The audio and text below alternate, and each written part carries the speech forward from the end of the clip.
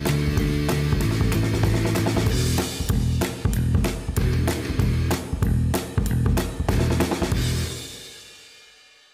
Guys welcome to my channel.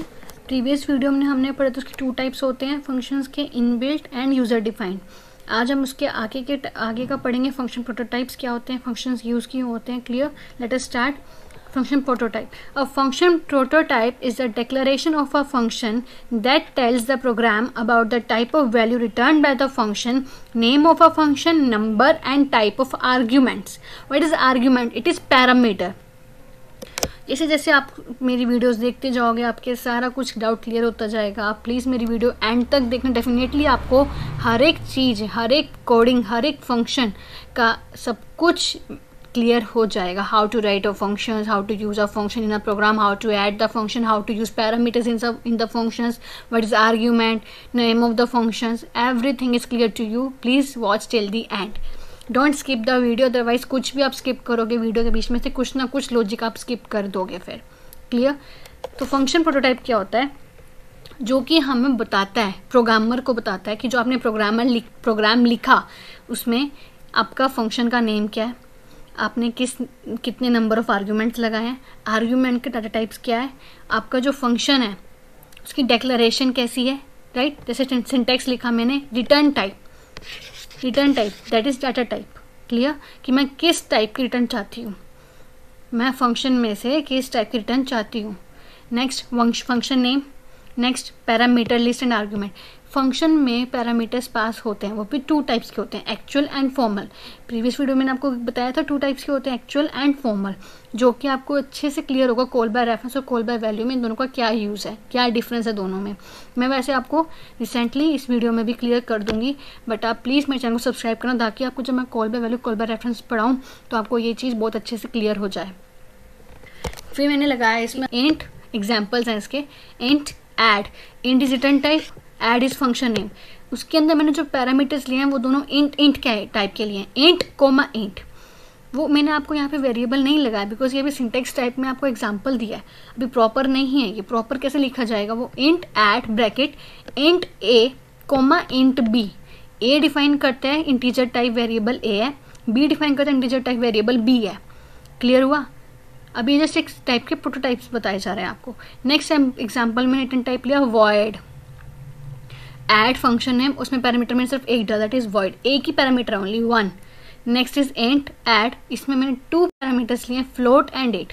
आप ये देख सकते हैं कि मैंने पैरामीटर्स और आर्ग्यूमेंट हर एक प्रोग्राम में, हर एक फंक्शन में अलग अलग लिए हैं।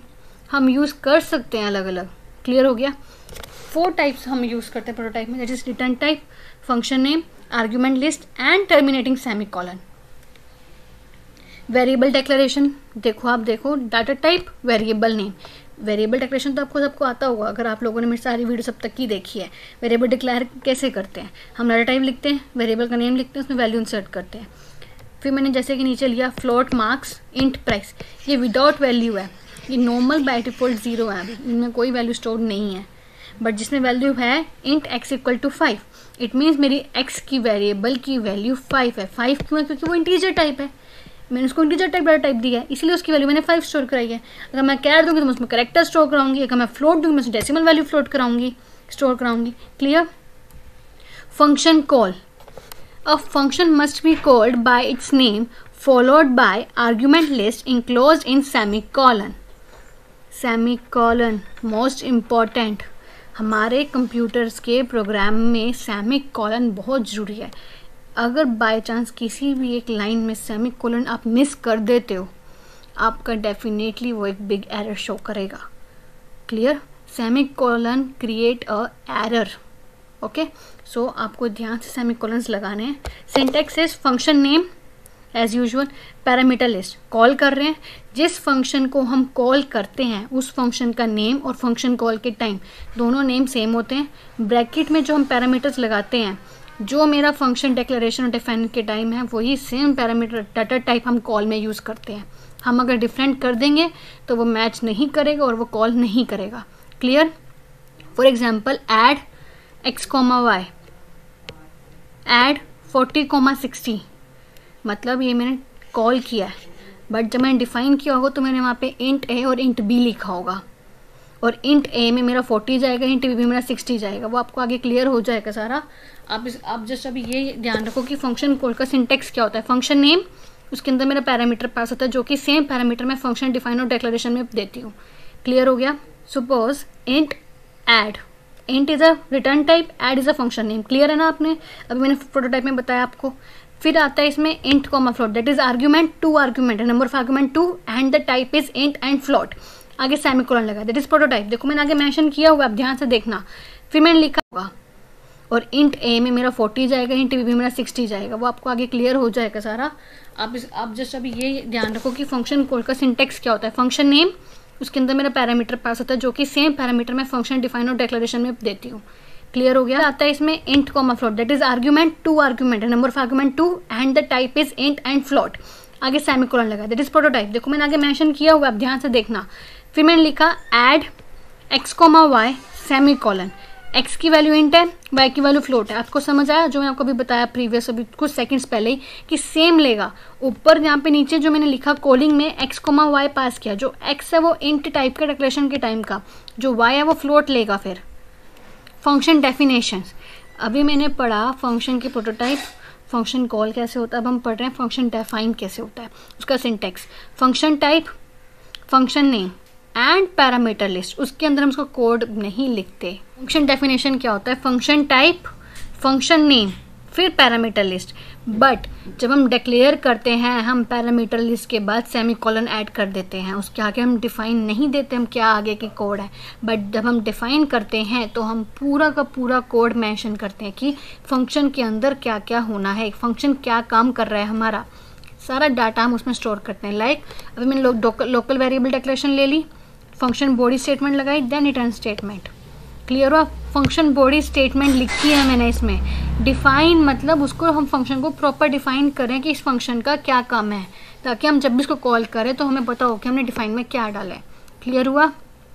Example int add, int comma int, 2 integer type के मैंने पैरामीटर्स लिए, रिटर्न टाइप भी मैंने इंट लिया।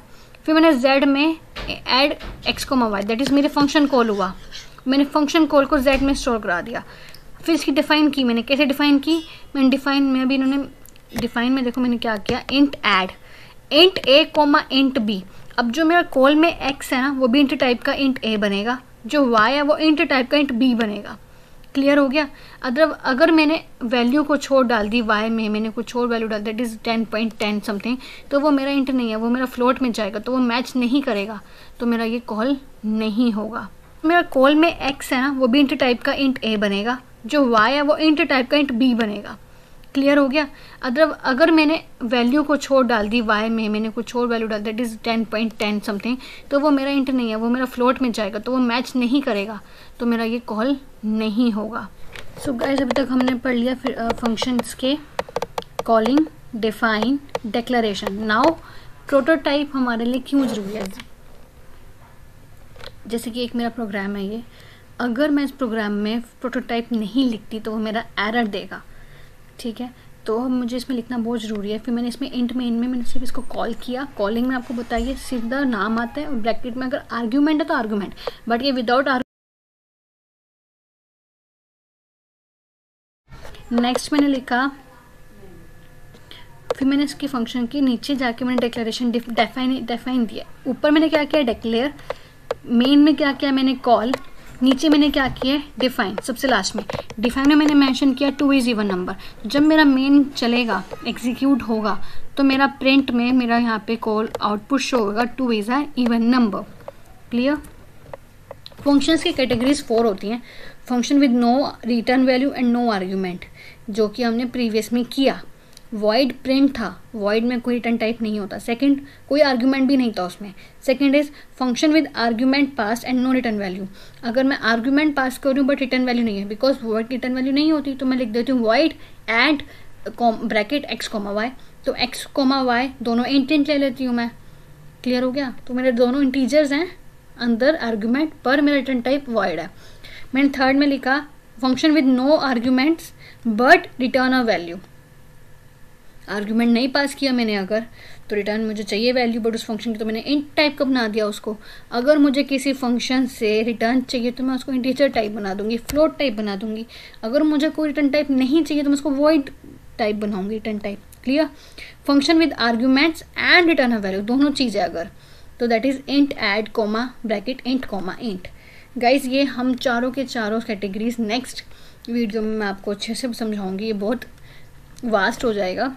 Thank you so much guys for watching my video. Subscribe to my channel and press the bell icon for more updates and stay tuned to learn the more types of functions and categories. Thank you so much.